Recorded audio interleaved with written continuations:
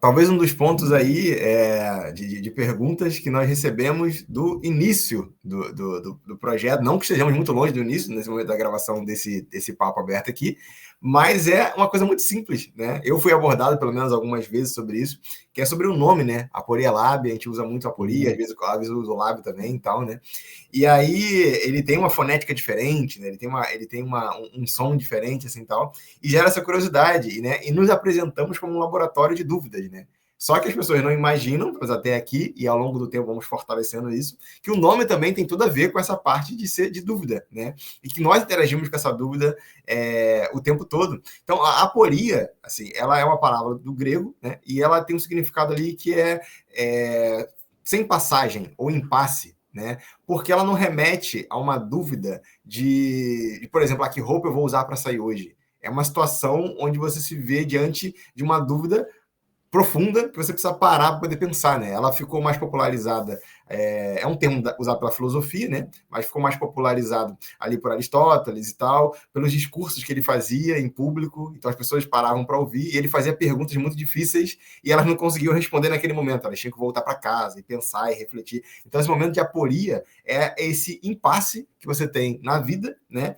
E que você não consegue responder, talvez, com uma sucessão de frases decoradas, né? Você precisa realmente refletir, fazendo um exemplo, por exemplo, né? Fazendo um exemplo, por exemplo, não, né? Falando sobre um exemplo, o nosso caso, né? Que nós somos empreendedores. Aí tem aquela pessoa que ela trabalha de carteira assinada durante muitos anos, mas ela tem aquela chama queimando no coração dela com relação a empreender, né? E ela fica naquele impasse, né? E tá, mas eu saio agora, eu peço demissão, eu vou migrando devagarzinho, realmente para ir, eu saio, ou seja, ela não consegue responder rápido, né? Ela tem um conflito ali, uma sucessão de dúvidas, que ela precisa respirar fundo ali, pensar e tudo mais. Agora, o quanto é difícil lidar com as dúvidas, né? Isso aí é um fato. E eu queria falar aqui, não sobre qualquer tipo de dúvida, né? Pensando sobre essa questão da aporia, tudo aquilo que se representa na nossa vida também, de maneira geral, eu estava refletindo sobre um aspecto da dúvida que às vezes ele é negligenciado, né? Que é o aspecto que pode proporcionar o crescimento. E mais uma vez, não estou falando sobre dúvidas, entre muitas aspas, simples, né? Não é a dúvida sobre o que eu vou comer. Entro numa sorveteria, tem 7 sabores. Eu estou falando dessa dúvida, né? Mas essas dúvidas de maior impasse, né, também tem um resultado que pode ser produzir o crescimento e você evoluir. Por quê? Recentemente, na verdade, ontem, eu passei por uma situação, né, de uma manutenção no banheiro aqui do apartamento, e aí, graças a Deus, fiquei muito feliz com a finalização, com a conclusão, só que à noite estragou, à noite não, já estava anoitecendo, estragou uma peça ali do vaso sanitário. E aí, como é que eu vou fazer? À noite, não dá para sair para comprar a peça. E também a peça específica, eu não sabia como trocar aquela peça. E aí, claro que eu estou reduzindo o que seria a aporia a uma peça de vaso sanitário, então não é o caso, mas só para mostrar que, obviamente, eu fiquei na dúvida, e a dúvida era já incertezas e uma série de coisas. E diante daquela situação, eu falei, tá, mas como é que eu vou resolver isso aqui? Aí eu não consegui resolver rápido, porque eu não tinha conhecimento para aquilo ali. Para onde eu fui? Para o YouTube. Então, tentando ali e tal, errei na primeira, na segunda, na terceira, achei a peça, beleza. Só que aí os vídeos não estavam falando sobre o que eu queria, estavam falando sobre instalação, eu queria fazer e tal. Enfim, eu fui cavando ali informações pela internet, achei o nome da peça, entendi que eu não precisava trocar todo o sistema, que eu conseguiria achar só aquela peça. Aí vi como trocar apenas aquela peça, porque a maioria dos vídeos falavam sobre trocar o sistema todo. Mas eu achei um específico muito mal gravado, mas que me ajudou muito, como trocar aquela parte específica sem comprometer o resto do sistema. Ou seja, perceba que na minha situação de impasse, ou seja, eu não tinha passagem, eu não sabia como resolver, eu não sabia como passar adiante daquele obstáculo, me forçou a ir buscar informações. E até o momento desse vídeo, a peça está trocada. Está lá, está tudo funcionando de um dia para o outro. Então também tem esse aspecto que a gente não explora. É claro que a dúvida, ela vai trazer medo, ela vai trazer incerteza e incapacidade da ação, né? Então, eu estou diante de uma situação que eu não me sinto capaz de lidar com ela porque eu não tenho todas as informações. Então, eu não sei como acessar, como passar por ela, né? Ou como acessar um resultado positivo sobre ela. Mas também tem um lado que isso vai te forçar a se mover, desde que você escolha ir nessa direção, obviamente. Porque também eu sei que a dúvida tem um fator muito, e a gente pode explorar isso mais para frente, mas a dúvida ela também tem um fato negativo, que se você não escolhe também ir na direção do impasse, você também pode se acomodar, você pode deixar de viver muitas coisas porque você ficou na dúvida. É o exemplo aqui do empreendedor. Às vezes ele nunca vai saber o que aconteceria se ele tivesse empreendido, porque ele nunca empreendeu. No momento de impasse, ele não passou, né? Ele não buscou formas. Então, esse aspecto, e eu vinha refletindo sobre isso, esse aspecto positivo do tipo, tá, eu estou diante de uma dúvida. Esse momento de dúvida, a forma que eu lido com ela pode me proporcionar crescimento. Porque nesse exemplo muito ridículo que eu dei aqui, eu adquiri conhecimento sobre uma coisa que eu não tinha, e esse conhecimento me ajudou a solucionar o problema, está solucionado. Mas de maneira macro, isso pode acontecer também, que é o mesmo caso da pessoa que ela quer empreender. Nessa situação, ao invés de só se isolar e ficar com medo, a pessoa pode buscar conhecimentos, livros, cursos, análise de mercado, para poder vencer esse impasse de uma maneira muito mais saudável, né, também. Show de bola. Me veio à memória aqui uma ilustração da metamorfose, e aí a dúvida sendo o casulo, né? E na analogia do casulo, nós temos algo que limita, que impede, que determina um espaço, e aí o objeto de análise, né, sendo o inseto lá, ele precisa romper ali o casulo para prosseguir com o processo de metamorfose. E aí hoje nós vivemos, né, numa realidade onde tudo é casulo, tudo é desenhado para que a gente vive num casulo e para que a gente fique amarrado, fique preso, fiquemos dependentes, barrados em dúvidas que muitas vezes são simples de solucionar. Mas ou a gente desaprendeu o método de passar essa passagem, né? A gente vencer esse ambiente de dúvida, a gente desaprendeu isso, ou fomos adestrados a viver no ambiente da dúvida, que em outros vídeos a gente trouxe, eu considero, o melhor ambiente de evolução, né? Porque a dúvida, ela está deixando claro para você algo que você não possui ou algo que hoje é uma incapacidade particular. Isso vai acontecer no âmbito profissional e pessoal. No profissional, se eu pegar esse projeto e não der conta de executar, o que eu faço com isso, né? E se eu falar sim para esse cara diante desse desafio e não conseguir executar de alguma maneira, o que eu faço? O que eu falo para esse cara? E aí a dúvida, ela escancara diante de você essa incapacidade. Ora, simplesmente, né? A vida me trouxe a resposta que eu estava pesquisando. O que eu preciso fazer agora? Se é em casos de incapacidade, sim, de maneira muito simples, eu preciso me capacitar. Se é em caso de coisas que eu não tenho, de maneira muito simples, eu preciso buscar a ter, eu preciso adquirir, né? Sendo um conhecimento, e sendo um objeto.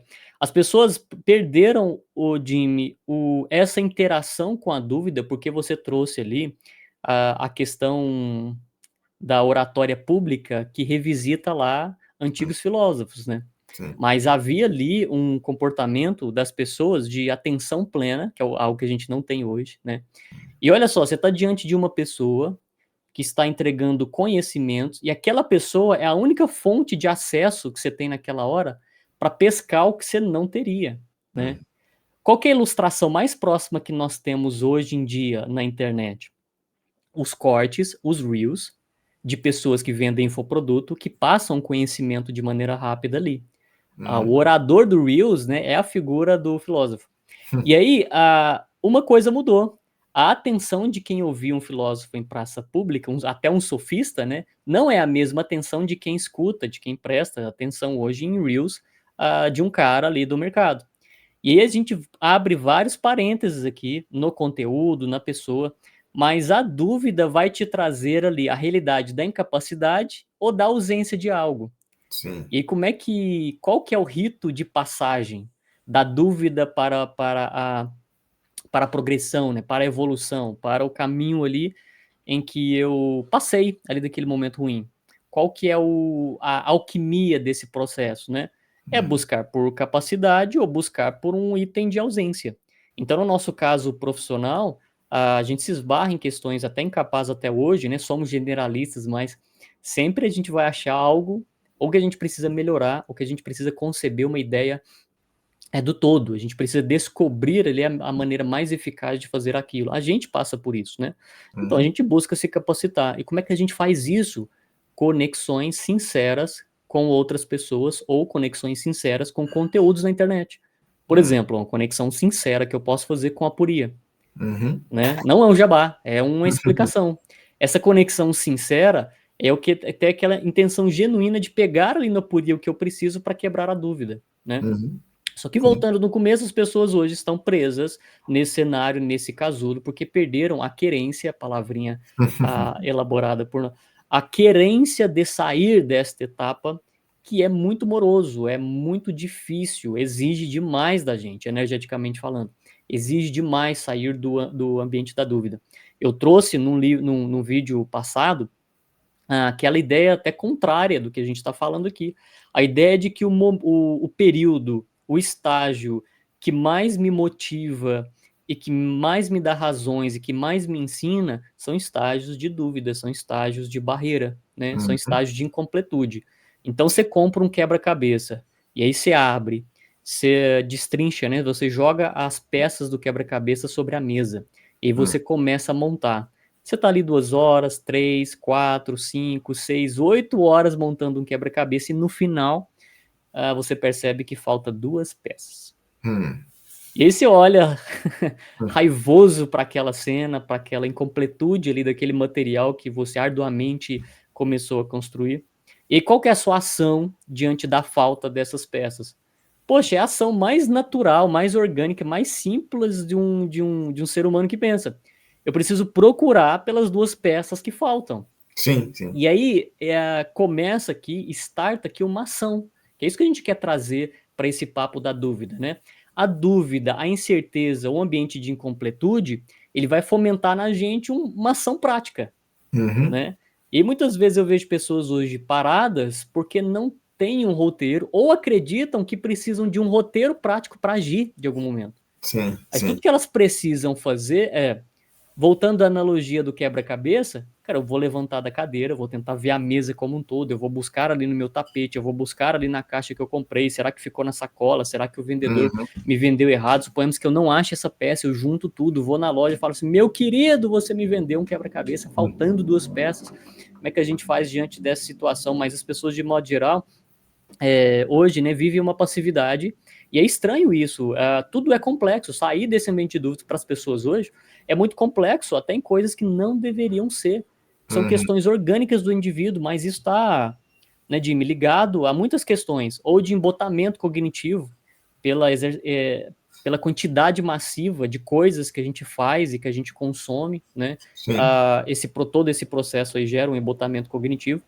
Mas, de maneira geral, eu vejo pessoas com travas que não deveriam existir, que são travas simples, que é no ambiente da dúvida, no casulo, né? Se eu deixar as coisas acontecerem naturalmente, eu vou ser levado, e aí a gente pode conectar isso com uma ideia mais divina da coisa, mais romântica, ou puramente existencialista, que aí eu vou ser conduzido pela vida, eu vou ser levado à descoberta disso, e eu vou passar isso aqui da maneira mais tranquila possível. A gente já fez esse exercício, Jimmy, a gente fez, por exemplo, essa semana, a gente recebeu uma missão em 2 projetos novos, inusitados, que exigem desafios ali que a gente precisa entregar até mais do que se projeta, do que o cliente ali projetou de expectativa na nossa entrega, né? Mas diante desse desafio, qual que é a nossa ação? Né? Qual que é a nossa ação prática? É buscar por gaps de incapacidade, de desconhecimento, e explorar mercado e trazer aqui para nós coisas que a gente ainda não tem. Né? E aí, de maneira muito natural, a gente vai caminhar para isso, em relação à pesquisa, em relação a benchmark, em relação... Então, o processo de sair da dúvida, ele é natural e é mais simples, só que eu, Ezequias, vejo que a sociedade hoje como um todo tornou isso algo complexo demais, burocrático demais, algo que é muito pesado, e algo que tem amputado os sonhos das pessoas. Você vê pessoas paralisadas. E aí, quando você pergunta, cara, por que você não avançou nesse sonho que você tem? A pessoa responde, porque é muito difícil, Ezequias. Olha só o cara XPTO, olha o exemplo do fulano, olha a macroeconomia, olha o Brasil em 2027, olha não sei o que lá e bababá. Então, nós tornamos uma espécie que tem problemáticas de estimação. A gente virou pet friendly de problemas, né? A gente faz desses todos os problemas um animalzinho de estimação onde a gente nutre, e aí tudo que se alimenta cresce, e a gente vê aí pessoas que estão extremamente estagnadas por problemas que na cabeça delas são muito complexos, mas na verdade é muito simples a resolução deles, né? Sim, sim. Eu vejo que, na maioria dos casos, nós encaramos a dúvida de cara como algo negativo, porque ela nos trava, né? E eu sei que existem diferentes tipos de dúvidas, nós não somos psicólogos aqui, né? Então, a parte comportamental, o que gera no comportamento humano para travar e tal, não é o nosso intuito aqui ensinar as pessoas sobre isso, mas o fato é que, na maioria das vezes, nós travamos diante da dúvida, né? E eu sei também, isso aí é importante falar, né, que existem diferentes tipos de dúvidas, né? Quando você falava, eu lembrei de um filósofo também, se eu não me engano é Piro, o nome dele, e é na época ali do Alexandre o Grande, e aí ele foi um dos precursores do ceticismo, né? Do que a gente chamou de pessoas céticas, hoje em dia veio, ele foi aprofundando isso daí, e aí eu lembro que uma das histórias que eu li sobre ele, né, que ele foi ter uma viagem com Alexandre o Grande, e aí ele passou por vários lugares no mundo, ou pelo menos a concepção de mundo que se tinha, né? Uhum. E aí ele começou a ver culturas diferentes, ele começou a ver situações diferentes, né? Como pessoas reagiam de maneira diferente às mesmas questões, e ele começou a falar: não é possível, não existe uma nação soberana, por exemplo, não existe um ser humano melhor que o outro. Ele começou a ser cético, né, com relação a várias coisas. Então, no caso dele, ele foi levando a dúvida para um outro lugar, e também não vamos explorar esse assunto aqui, né? Que ele ficou tão aficionado por essas dúvidas, e as dúvidas foram levando ele para um caminho de que ele não tinha certeza nenhuma sobre as respostas e também não achava que tinha que ter. Então, ele foi ficando cético sobre várias coisas. Então, se você afirmava que azul é uma cor bonita, ele acabava ficando cético sobre isso. Por que azul é uma cor bonita? Qual é o seu parâmetro para achar que é bonita? O quanto do mundo você já viu para achar que isso é bonito? Então, assim, foi lembrando para esse caminho. Só para falar aqui também do poder que a dúvida tem. Ela pode levar para outros lugares também, né? Mas, falando das situações normais ali do cotidiano, que nós temos impasses, eu acho que um dos principais vilões que andam de mãos dadas com a dúvida é o medo, né? E como o medo ele tem um efeito diferente nas pessoas, mas eu acho que de maneira geral tem essa trava, né? E eu lembro também dos exploradores, eu gosto muito dessa temática de exploradores, aqueles homens e mulheres que foram responsáveis para construir os mapas que nós usamos hoje, né, e tal. E se você for ver, assim, eu já li algumas biografias, algumas coisas do tipo, e deixando muito simples a argumentação deles para por que eles foram lá, por que eles foram no extremo sul do planeta, simplesmente porque eles queriam saber o que tinha lá. Claro, né? Eu estou simplificando aqui explicações que eles dão e tal. Mas, no final das contas, eles também tinham dúvidas. Afinal de contas, não tinha como saber o que tinha lá de verdade, porque não se tinha mapas. A missão deles era justamente isso, chegar aos extremos do planeta para saber o que tinha lá. Então, com certeza, eles tinham muito medo disso, e a tripulação que estava com eles também tinha muito medo disso. Até uma curiosidade, né, que essa tripulação era formada por pessoas muito aleatórias, inclusive bandidos fugindo da polícia. Nós fugindo da polícia. Então, tinha de tudo ali. Com certeza, no meio do caminho, as pessoas surtavam de medo e tal. Mas precisavam encarar aquele novo, porque é muito disso, né? Muitas dessas dúvidas e impasses elas têm à nossa frente o novo, né? O inexplorado, aquilo que nós não sabemos o que vai ter. E a pessoa vai lá e escolhe, mas não quer dizer que ela vai ter ausência de medo, é apesar do medo, né? E eu acho que uma coisa interessante também de pontuar é como lidar com essas dúvidas. E aí também não é um sobre certo exato, aqui não é uma ciência exata, mas alguns aspectos, né? Que eu acho que o primeiro ponto é o reconhecimento, né? No sentido de, cara, dúvida é natural da vida, né? Nós vamos ter dúvidas sobre várias coisas, algumas mais difíceis de resolver, outras não. E aí, dentro daquilo que você falou, algumas delas se tornam muito mais difíceis pela ausência de repertório, ou seja, eu não sei sobre aquele assunto, eu não sei sobre aquela situação, eu preciso me munir de informações, né? Mas eu acho também, e eu sou um cara, você sabe disso, defensor do propósito ali, que você precisa também, numa situação de impasse desse, você refletir sobre a dúvida, sobre a raiz da dúvida, né? Eu estou na dúvida por quê? Óbvio, você não tem informação. Ok, mas existe mais alguma coisa ali nessa dúvida? Será que essa dúvida ela não traz uma insegurança no sentido de eu tenho informações sobre, mas eu não me sinto capaz para. Então, aquilo ali está deixando a dúvida muito maior do que ela deveria. Eu lembro que uma vez eu conversei com meu pai sobre uma situação, eu fazia um curso, né? Só que eu queria dar uma pausa naquele curso porque eu não estava conseguindo me dedicar, eu queria voltar no ano seguinte, e eu não tinha muito apoio dos amigos e das pessoas que sabiam daquele curso. E eu conversei com meu pai e eu dei várias explicações para ele. Várias. Falei vários pontos porque eu achava que eu queria parar aquele ano e voltar no ano seguinte. E meu pai é aquele cara muito paciente, ele é de poucas palavras, mas de palavras decisivas, né? E aí, depois de me ouvir muito, ele parou assim e falou: olha, você já sabe o que tem que fazer. Você só precisa de coragem para fazer. Pronto, acabou o assunto. Então, no final das contas, essa minha dúvida toda que eu construí ali sobre parar o curso ou não, eu amplifiquei pela minha insegurança. Tipo, eu queria uma validação. Eu queria que as pessoas me falassem, não, você tá certo, vai lá. E como eu não estava conseguindo aquela validação, todo mundo estava criticando, eu fui ficando cada vez mais inseguro, mais inseguro, mais inseguro. Mas aqui dentro, eu já sabia o que tinha que fazer.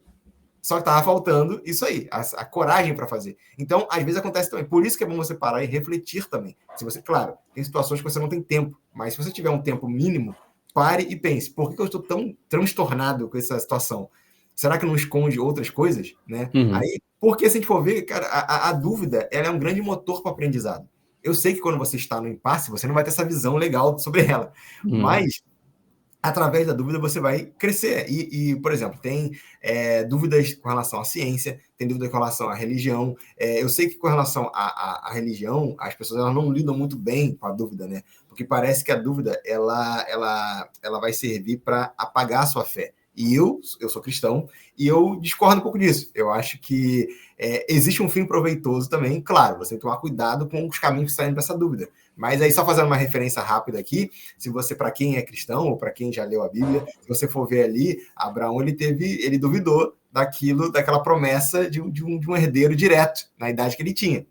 Mas, em alguns casos, como o dele, essa dúvida, ela pode ser um material usado para te aproximar ainda mais da sua fé. Você se aprofundar mais. Então, assim, tive uma experiência agora que me mostrou que não. Eu não quero mais passar por essa dúvida. Existe um nível mais profundo aqui. E também em outras áreas. Então, a dúvida, por si só, ela é uma barreira, mas ela pode ser interpretada de maneira diferente se você olhar para ela com um olhar também de crescimento, né? E geralmente as dúvidas, elas, ainda falando sobre como lidar com as dúvidas, geralmente a dúvida, ela pede alguma ação, né? Seja ela você voltar para sua cama com medo, né? e porque eu não quero resolver aquele problema, ou você ler livros. Então, essa parte, eu acho que é muito importante também, de você conectar que, inevitavelmente, você vai precisar ter alguma ação. Você está diante do impasse. Imagina o impasse como um muro. Diante daquilo, o que eu vou fazer? É literalmente ação. Assim. Nem tudo é no campo das ideias. Você vai precisar ter alguma ação. Escolher ficar parado na frente do muro já é uma ação. E você precisa calcular se aquela ação está te ajudando a ir na direção da solução da dúvida ou ela está piorando a situação. Mas quem vai ter que ter uma ação, vai ter que ter uma ação. E só para voltar a palavra para você, um ponto também, que isso é muito difícil, pelo menos eu acho muito difícil, que é definir alguns limites também. Você não vai conseguir solucionar todas as dúvidas de uma vez. Ou todos os aspectos daquela dúvida de uma vez. Colocando um plano de fundo daquilo que nós vivemos, né, de empresa, trabalho, você pode estar na dúvida, por exemplo, está na hora de conseguir um investidor? Não está na hora de conseguir um investidor? Ok, isso é um impasse já. Só que o processo para você conseguir um investidor vai ter muitos outros impasses. Você não vai conseguir solucionar todos eles de uma vez. Ou simplesmente isso, empreendo, continue o CLT, faça um concurso.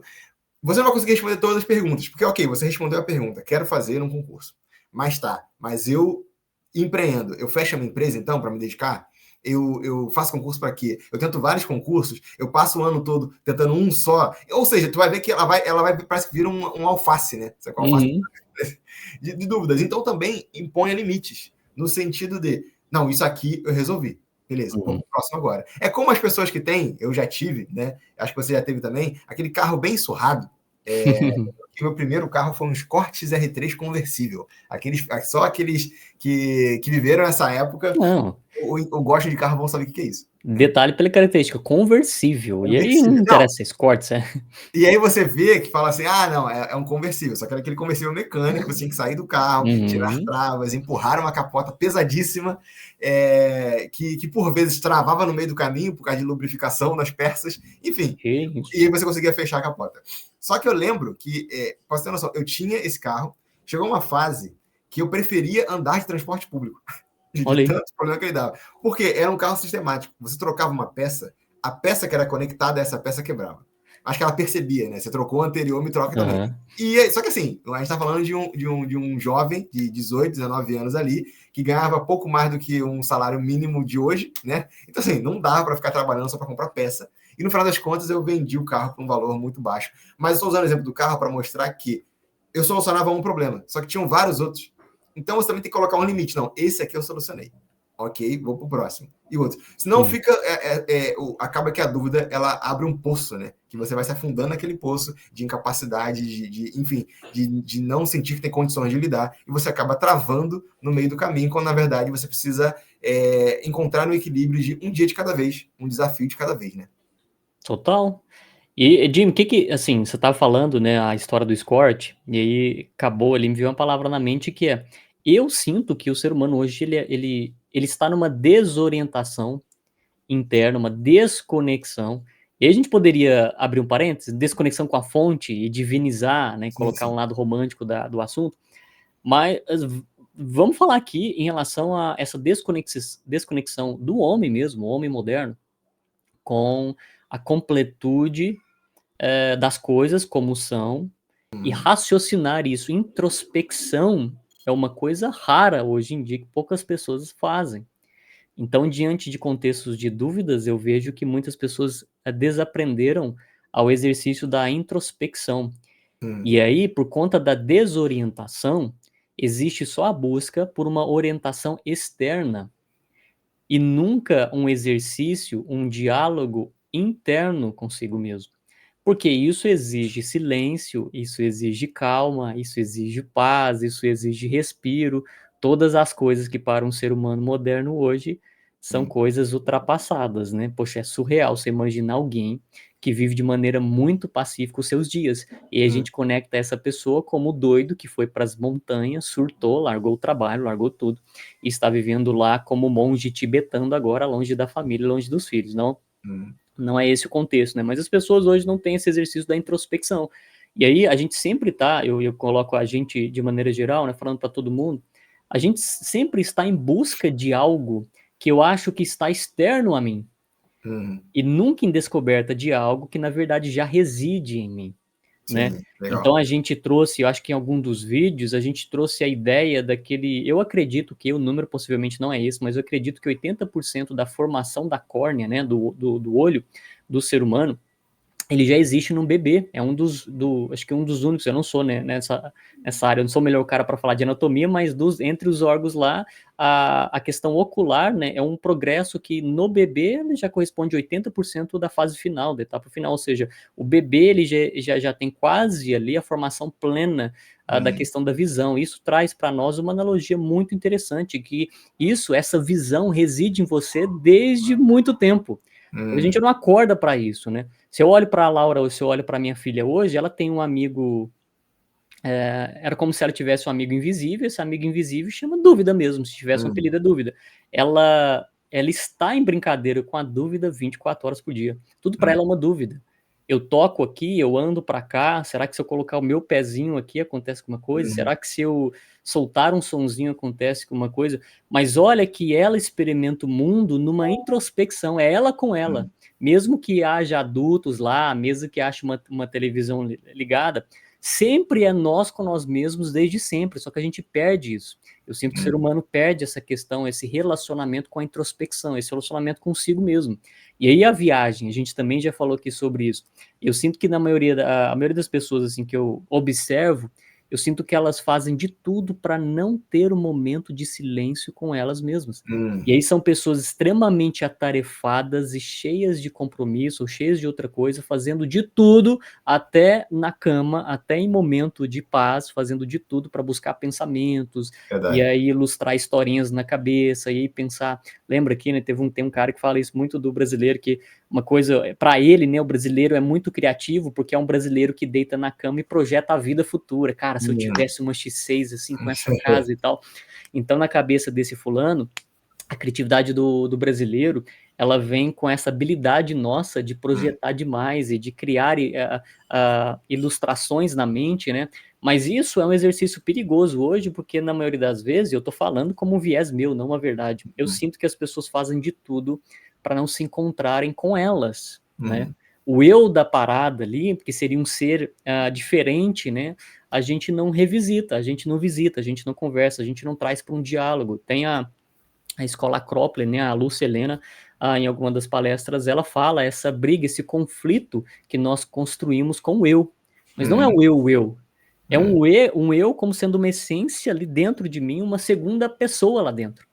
E aí nós antes tínhamos um único vínculo com esse eu, no modelo, né, no exemplo da Laurinha, esse amigo invisível lá, que eu apelidei de dúvida, ela está todo instante na cabecinha dela, sabe, lidando com a dúvida. Só que é isso, essa palavra lidar mesmo, é prestar atenção e trabalhar com isso, com esse extrato do que aconteceu. Então, eu tentei andar por aqui e não deu muito certo. E aí ela começa a trabalhar com esse extrato do que está acontecendo, né? Poxa, mas eu tenho aqui uma parede, se eu for tateando ela, eu chego no ponto B. E aí ela interage demais com a dúvida. E aí, olha só, muitas coisas, e eu sou esse cara, eu busco pensar em coisas intangíveis com modelo real, né? Então a gente vai achar, eu acredito, tá? E aí é uma crença particular minha.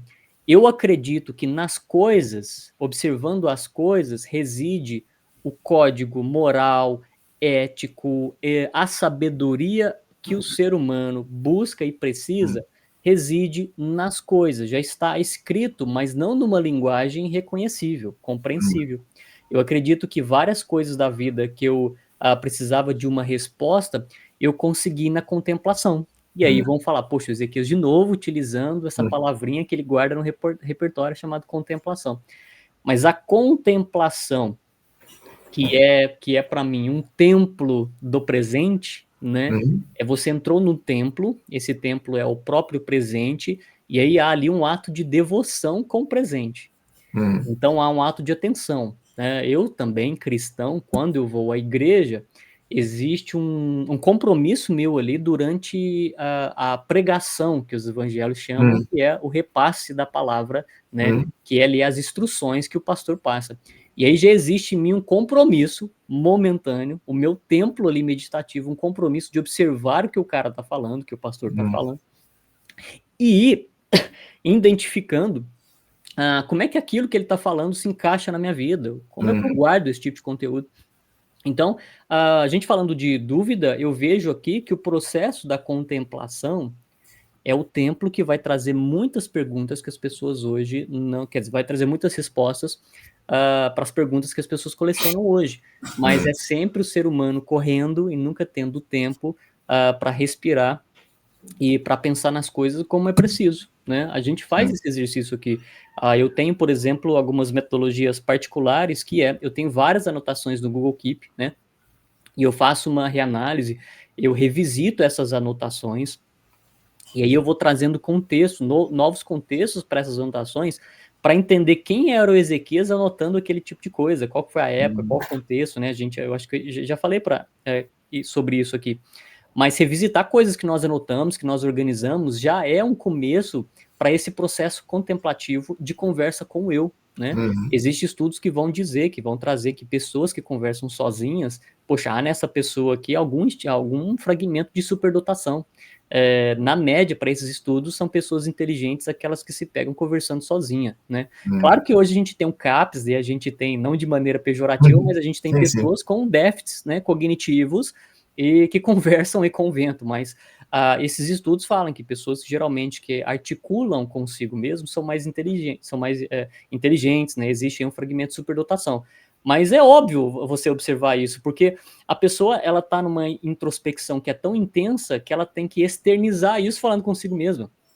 Então, as pessoas hoje, um comportamento que caberia a uma pessoa inteligente hoje é visto de maneira diferente, né? As pessoas, cara, se eu chegar na casa de alguém e ver essa pessoa sentada no sofá, falando sozinho, ou imaginando, ou pensando na vida, ou tendo um momento em silêncio, poxa, o que essa pessoa tá falando calada?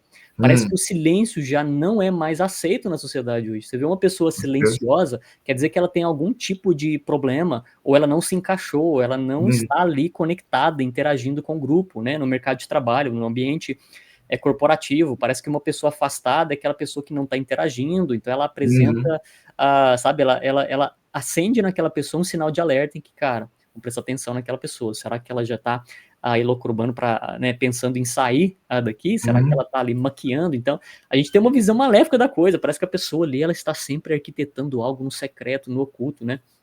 Mas existe aqui uma sabedoria na contemplação, que eu faço questão de revisitar e trazer para esse papo, né? Essa ideia de, cara, não, muitas coisas que a gente precisa, a gente já carrega dentro de nós, só exige um momento de pausa.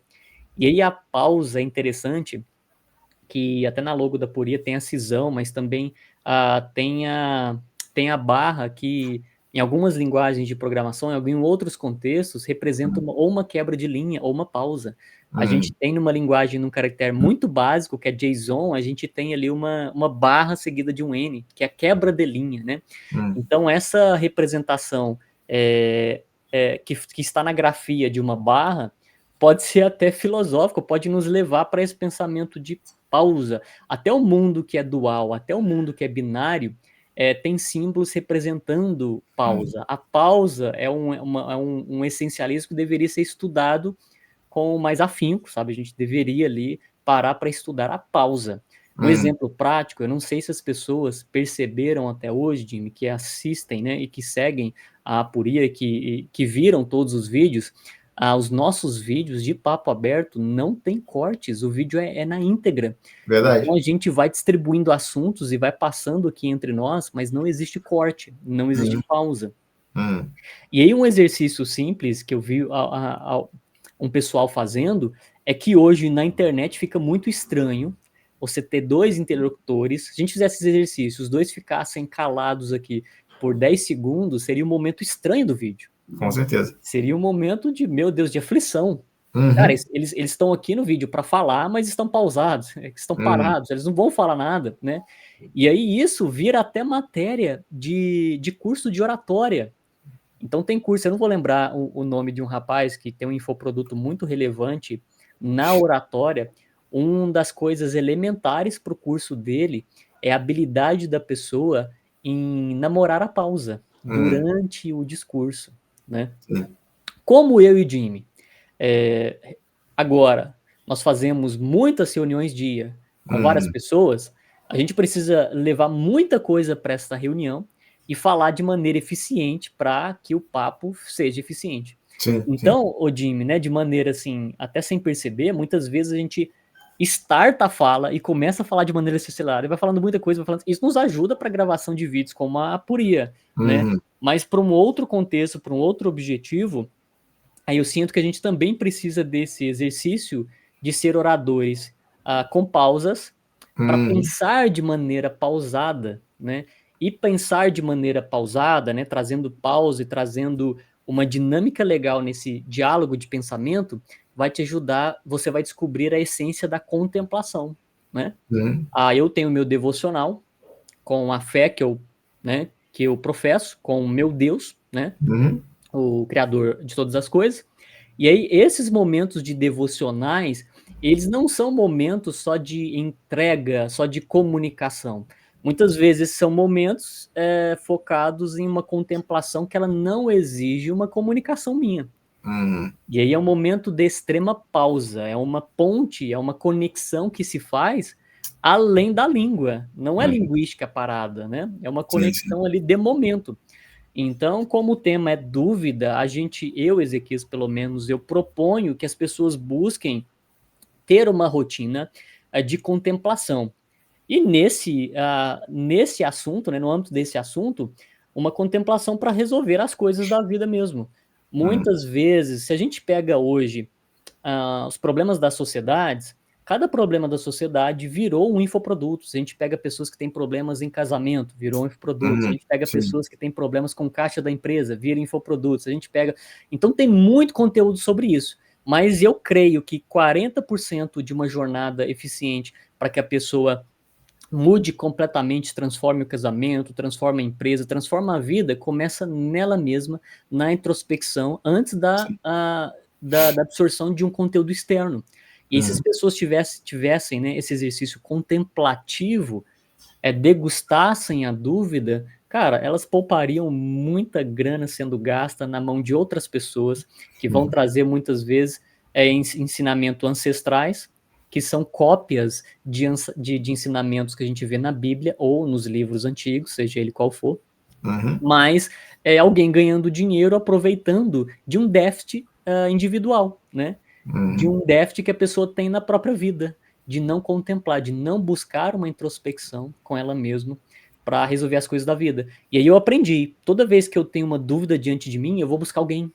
Né? E aí você vai no infoproduto no meio corporativo, você fala, tá, o problema que a minha empresa não resolveu tá na consultoria com alguém. E aí eu vou lá e pago consultoria. Eu preciso ouvir o cara. E aí o cara fala uma coisa que até o Lázaro de Ramos lá, né, agora tá com alavancagem comercial lá com o Denner, com o pessoal, com o Flávio. Ele traz esse apontamento, que o óbvio, o empresário, ele carrega o óbvio, só que ele ignora. E aí, enquanto você ignora o óbvio, cara, você tá lá com você, tá na sua mente. É só você parar, respirar, que o óbvio vai ser apresentado. Não, parece não, né? Criamos uma dinâmica de sempre pagar por algo externo. Ouvir alguém externo, ouvir um vídeo, assistir a um vídeo, ir para uma palestra. Sempre uma dinâmica de solucionar a dúvida com material externo. Sim. E nunca com essa realidade de um material que está em nós, que é interno, que só exige contemplação, né? Muito, muito, muito bom, muito bom. Essa questão de já estar em nós é algo que me pega bastante também. E eu lembrei aqui de, inclusive, uma frase, né? Vou até abrir aqui rapidinho, que todo mundo que está aqui, eu espero que até o final desse vídeo se inscreva no canal, né? As pessoas que ainda não estão inscritas. E se você se inscrever, você vai ver lá no canal, né? Que já iniciamos com a frase lá, que toda grande mudança começa com um questionamento. Então é sobre encarar isso aí, porque é isso, né? Se a pessoa ela quer, por exemplo, nós estávamos conversando que nós temos um histórico aí de magreza, né? Nossa. Que é algo que é constantemente diminuído por outras pessoas, que parece que assim, é só comer, né? Isso aí. Mas em algum momento você teve que parar de um questionamento e pensar assim, não, eu vou me dedicar a ganhar mais massa muscular, mudar minha alimentação. Só que isso veio de um reflexo de questionamentos anteriores até de insatisfação, de você olhar para o espelho e não gostar, ou o que for, ou às vezes a saúde também, que, por exemplo, pessoas que têm muita dificuldade em ganhar peso, elas têm a tendência de ficar meio curvas, assim, né, e tal, ainda mais quando é muito alto. Então, toda essa questão da musculatura das costas, então tem uma série de questionamentos que elas te levam a um posicionamento, a uma mudança, né. E tem um ponto no nome, né, a gente explicou lá no começo a aporia, que ela vem desse conceito de impasse, né, aquela dúvida mais profunda, mas tem um lab que nós usamos, né, não usamos sempre, mas está no nome também, porque para nós é um laboratório de dúvidas. Isso aqui começou porque nós tínhamos dúvidas e colocávamos o papo aberto, esse formato aqui, inclusive foi sugestão do Ezequias, o nome e tal, porque era isso, né, já estávamos há meses tendo isso aqui quase todos os dias, e aí veio a ideia, por que não ligar a câmera, né? E nessas conversas, o que mais nós compartilhávamos eram questionamentos. Não eram insatisfações, eram questionamentos sobre quero fazer isso aqui, por que eu não consigo fazer, como eu posso fazer. E aí nas conversas, como você falou, muitas respostas já estão dentro de nós, então elas saíam, né? Respostas suas para problemas meus e vice-versa, né? Mas eu acredito que essa parte da contemplação, ela está ficando cada vez mais difícil em uma sociedade de estímulos rápidos, constantes, né? E nós fazemos parte, de certa forma, disso, né? Nós trabalhamos com marketing, com comunicação, com tecnologia. Então, muitas vezes, nós somos responsáveis para manter a pessoa ali num estado de constante informação, né? Porque, por exemplo, hoje nós representamos diversos clientes. Todos os clientes, eles querem que esses produtos apareçam, as suas soluções apareçam. Então, nós fazemos parte também, claro, não estamos nos posicionando aqui, não tenho conflitos morais, no sentido assim, estou fazendo mal. Não, pelo contrário, eu não faria algo que eu não concordasse em fazer, que eu não achasse certo em fazer. O meu ponto aqui é que nós respiramos isso, né? Nosso dia a dia é isso. Como você falou, nós fazemos diversas reuniões. Na reunião, eu tenho pouco tempo, eu preciso passar segurança, eu preciso passar instrução. Então é isso, é falar, deixa o cliente falar um pouco e fala de novo. Então não tem aquele momento assim, vamos pensar, cliente, seu problema. Aí para um pouco. Me fale, aí assim, não tem muito isso, né? E a gente acaba trazendo isso para a vida, como a maior parte do nosso dia é assim, acaba trazendo para a vida.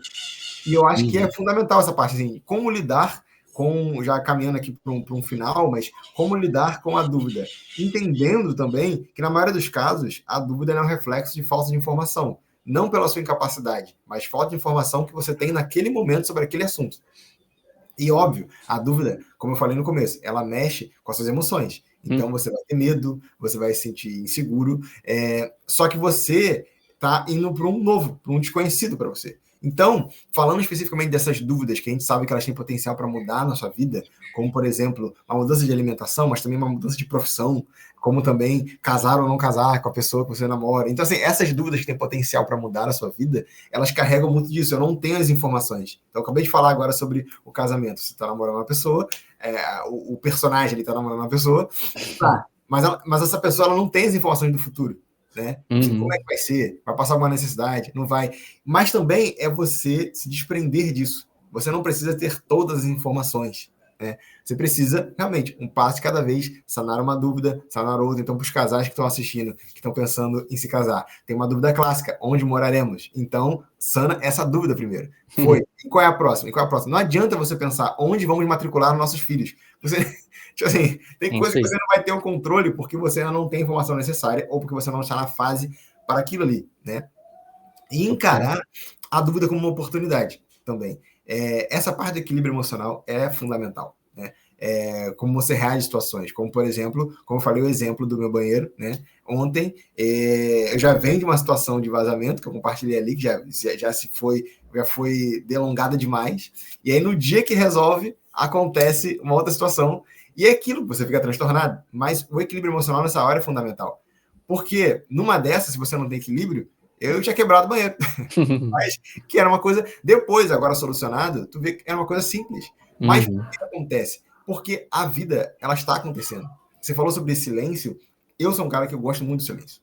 Até porque pelas minhas atividades principais, né? Eu estou sempre escrevendo, ou estou sempre lendo, ou estou sempre buscando informações, então eu preciso de silêncio. Eu tenho dificuldade de me concentrar em ambientes muito barulhentos. Eu não tenho a capacidade do meu pai, por exemplo, que meu pai lê com a televisão ligada. Eu não consigo fazer isso. Tenho muita dificuldade de assimilar o conteúdo. Mas eu percebo que, de maneira geral, as pessoas são meio alérgicas ao silêncio, né? Então, por exemplo, se você pega a tua cadeira, imagina uma praça, um parque na sua cidade, você pega uma cadeira de praia, você coloca lá e senta. Alguém vai vir perguntar para você o que você está fazendo. É isso aí. Você está fazendo. Você está existindo, você está ali naquele momento parado, pensando na sua vida, olhando para a árvore, olhando a sua filha brincar, mas você já está fazendo algo. Existe a necessidade de você estar fazendo algo em movimento ou que cause barulho para que você esteja fazendo algo. Então, se você está consertando o seu carro, você está em movimento ali e as peças fazem barulho. Então, isso mostra que você está fazendo algo. Total. Agora, parado, o ser humano, ainda mais da nossa geração, com informações, ele tem parece que é inatividade quando você está fazendo algo que não emite sons ou não gera movimentos. Então, você está perdendo o seu dia, você está no ócio. Achei a palavra que eu queria. Ócio. Você está no ócio, e não é um ócio criativo, é um ócio no pejorativo, de não estar fazendo nada. Mas olha como é importante, você acabou de falar, se eu não paro para pensar no que eu faço no automático, e isso é muito perigoso. Então, diante de uma situação, eu posso acabar escolhendo o caminho errado, simplesmente porque eu não me permito o ócio. Eu não me permito parar. Não, deixa eu pensar sobre essas atitudes aqui. Então, eu quero fazer uma viagem agora, mas qual é o impacto financeiro que essa viagem vai trazer na minha família? Qual é o impacto financeiro que vai trazer no meu aluguel, na minha reserva? Isso, eu preciso parar. Você pensar nesse movimento é prejudicial, porque em movimento, você tem que pensar em outras coisas. Por exemplo, você está dirigindo. Além de pensar, você tem que se preocupar em não matar ninguém, em não matar ninguém, em chegar no endereço. Então, perceba que por mais que seja difícil, uma das principais formas de você lidar com a dúvida é você encarar que você não tem a informação, por isso você está na dúvida, mas também parar para pensar sobre isso, para refletir. E aí, no nosso caso, nós somos cristãos. Então, nós atribuímos a Deus também. Então, parar para conversar com Deus ali, e conversar, não é um monólogo, porque aí entra no terceiro ponto que eu queria falar para encerrar aqui. Como lidar com a dúvida? Você não lida com a dúvida com monólogos, você lida com a dúvida com diálogos, com conversas, seja com uma pessoa de confiança, seja com um parceiro de trabalho, como nós temos a nossa parceria aqui, não só de trabalho, mas de vida, perdão, seja com o cônjuge, seja com Deus, e sim, pasme, né? Com Deus também é uma conversa, não é um monólogo, por mais que a gente goste de fazer lista de compra, né? Mas também, então, você não vai solucionar uma dúvida com monólogos, você vai precisar de diálogos. Então, também, antes de passar aí para o Ezequias, também fazer as considerações dele, deixar aqui um estímulo, né? Para as pessoas compartilharem, para que a gente possa, de alguma forma, caminhar junto, compartilharem as principais dúvidas do momento, né? Qual é a sua principal aporia do momento? Aquela dúvida, aquele impasse, claro, você sentir a vontade para compartilhar, algo que não seja extremamente pessoal, né? Mas que você quer sanar essa dúvida e não sabendo como fazer. Contribui aqui, não é para uma exposição pela exposição, mas para que nós também possamos, talvez pelo que você está passando, nós já passamos e podemos acrescentar. Por exemplo, eu fui ajudado na questão do banheiro porque eu assisti um vídeo de uma pessoa que já tinha passado por aquilo e solucionou. Então, se ela não tivesse exposto ali a situação, hoje eu não seria ajudado por isso. Então, esse lugar da exposição controlada, ele também é válido para o crescimento, né? Então, eu só queria encerrar com essa parte, né? De encarar a dúvida como eu não tenho informação no momento, mas eu preciso parar para refletir sobre, e eu preciso entender que com monólogos eu não vou vencer a dúvida, eu preciso conversar, mesmo que essa conversa seja no mínimo comigo mesmo, com o meu eu interior. Não dá só para agir sozinho nessas situações, né? Show de bola, brilhantemente como sempre, né, Jimmy? Me veio a analogia do filme, porque geralmente, né, hoje não, mas antigamente o final de um filme, ele revela o todo, aquelas brechinhas que ficaram sem respostas no final de um filme, pelo menos de alguma época específica, né? Você é um cara para falar melhor de filmes aí. Mas para uma época específica, no fim do filme você tinha ali o desfecho das coisas, a explicação das coisas. E aí na vida real, quando você vê o fim disso, desfecho da vida, que está no idoso, você vê que o idoso ele é contemplativo de maneira bem natural. É muito comum, independente da cidade, se é em cidade interior, enfim, você vê idosos que se pegam ali em um evento, né, em um momento contemplativo. E aí eu lembro da minha vozinha, já foi, de 105, que tinha o devocional contemplativo dela. Ela fazia questão de acordar, ir para a cadeirinha, observar o céu. E o desfecho desse filme já nos mostra uma essência que a gente precisa começar a construir agora, né? Que é essa essência contemplativa da coisa. E você falou muito bem sobre o monólogo também, nem sempre, nunca, quer dizer, o monólogo sempre é um diálogo, né? E aí trazendo para Deus, muitas vezes a gente acha que Deus fala a mesma língua, é como se a gente tentasse falar com o russo sem saber o russo, né? Assim, é como se a gente tentar falar com o americano sem saber o inglês. Muitas vezes a gente espera que a resposta ali de uma outra pessoa, de um outro agente, ela seja fornecida na mesma língua. Mas pode ser que essa resposta será dada na língua que é a língua deste agente, né? E muitas vezes Deus não vai usar ali uma resposta que está no português aqui, claro, né? No português que a gente conhece. Muitas vezes essa resposta vai vir para nós acoplada em algum evento, em algum acontecimento, em alguma coisa, em algum detalhe, né? Então, particularmente, eu tenho muitas respostas que eu ando coletando no dia a dia com a Laurinha. Simplesmente o dia a dia me ensinando muitas respostas que eu sempre procurei, mas procurei na caixinha errada, e agora eu encontro, né? Eu entendi que é sempre um diálogo mesmo. E se você ficar sensível para ouvir, não vai ser no português, mas vai ser uma língua que você vai identificar, você vai aprender com aquilo ali. E aí, sim, aprendendo muito, é um exemplo que você trouxe mesmo, sempre é um diálogo. Então, a contemplação é um diálogo, mas não espere ali uma conversa tradicional, né? Se abra também para eventos e coisas que podem sinalizar uma resposta clara de Deus ou uma resposta da vida, se a sua ideologia for outra, né? Boa, boa. Então, acredito que é isso. Deixar mais uma vez as considerações aí no sentido de coloque aqui um impasse que você está no momento, mas tenta ir numa linha mais profunda da dúvida, como a gente falou. Não coloca aqui sorvete de chocolate ou de morango. Isso aí você resolve sozinho. Não, brincadeiras à parte, mas coloca aqui, compartilhe a sua dúvida.